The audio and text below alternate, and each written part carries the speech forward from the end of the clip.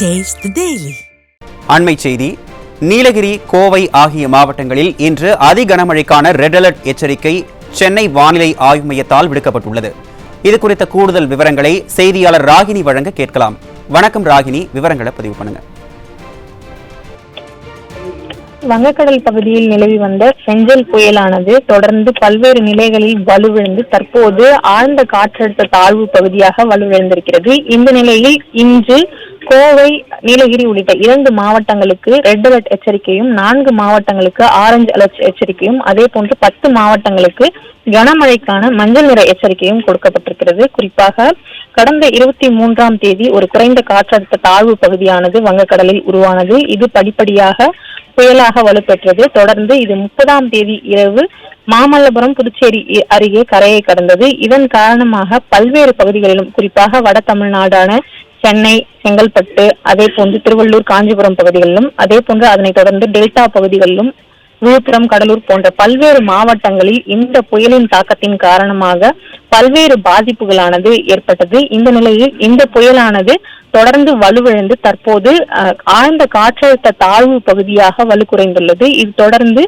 மேலும் வலுவிழக்கக்கூடும் என்றும், இது நாளை காலை தென்கிழக்கு மற்றும் மத்திய கிழக்கு அரபிக்கடல் பகுதிகளில் குறைந்த காற்றழுத்த தாழ்வு பகுதியாக வலுவிழந்து நிலவக்கூடும் என்றும் தெரிவிக்கப்பட்டிருக்கிறது. இதன் காரணமாக இன்று நீலகிரி மற்றும் கோவை மாவட்டத்தின் மலைப்பகுதிகளில் ஒரு சில இடங்களில் கன முதல் மிக கனமழையும், ஓரிரு இடங்களில் அதி கனமழையும் பெய்யக்கூடும் என தெரிவிக்கப்பட்டிருக்கிறது. அதே போன்று கோயம்புத்தூர் மாவட்டத்தின் சமவெளி பகுதிகள், தேனி, திண்டுக்கல் மற்றும் ஈரோடு மாவட்டங்களில் கன முதல் மிக கனமழையும், கிருஷ்ணகிரி, தருமபுரி, சேலம், நாமக்கல், கரூர், திருச்சி, பெரம்பலூர், மதுரை, விருதுநகர் மற்றும் தென்காசி மாவட்டங்களில் கனமழையும் பெய்ய வாய்ப்பிருப்பதாக தெரிவிக்கப்பட்டிருக்கிறது. நாளை அநேக இடங்களிலும் புதுவை மற்றும் காரைக்கால் பகுதிகளிலும் இடி மின்னலுடன் கூடிய லேசானது முதல் மிதமான மழை பெய்யக்கூடும் என்றும், கிருஷ்ணகிரி, தருமபுரி, சேலம், நாமக்கல், கரூர், ஈரோடு, நீலகிரி, கோவை, திருப்பூர், திண்டுக்கல், தேனி, மதுரை, திருச்சி, பெரம்பலூர் மற்றும் திருப்பத்தூர் மாவட்டங்களில் கனமழை பெய்ய வாய்ப்பிருப்பதாகவும் தெரிவிக்கப்பட்டிருக்கிறது. மேலும் வரும் 8ஆம் தேதி வரை தமிழகத்தில் மழைக்கான வாய்ப்பிருப்பதாகவும் தெரிவிக்கப்பட்டிருக்கிறது.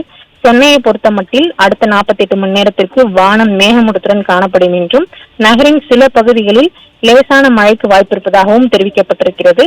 அதே போன்று மீனவர்களுக்கான எச்சரிக்கையை பொறுத்த மட்டில் தென் தமிழக கடலோர பகுதிகள், மன்னார் வளைகுடா மற்றும் குமரி கடல் பகுதிகளில் சூறாவளி காற்றானது மணிக்கு 35 முதல் 45 கிலோமீட்டர் வேகத்திலும், இடையிடையே 55 கிலோமீட்டர் வேகத்திலும் வீசக்கூடும் என்றும், இதன் காரணமாக அடுத்த 2 நாட்களுக்கு இந்த பகுதிகளுக்கு மீனவர்கள் செல்ல வேண்டாம் என்ற எச்சரிக்கையும் விடுக்கப்பட்டிருக்கிறது. அதே போன்று அரபிக் கடல் போன்ற பகுதிகளிலும் சூறாவளி காற்று வீசக்கூடும் என்பதால் மீனவர்கள் அந்த பகுதிகளுக்கும் வரும் 6ஆம் தேதி வரை செல்லக்கூடாது என்றும் வானிலை ஆய்வு மையமானது மீனவர்களுக்கான எச்சரிக்கையை கொடுத்திருக்கிறது. குறிப்பாக வங்கக்கடலில் உருவான இந்த பெஞ்சல் புயலின் காரணமாக தமிழகத்தின் பல்வேறு பகுதிகளிலும் கனமழையானது கொட்டி தீர்த்து பல்வேறு விதமான தாக்கங்களை ஏற்படுத்தியிருக்கிறது.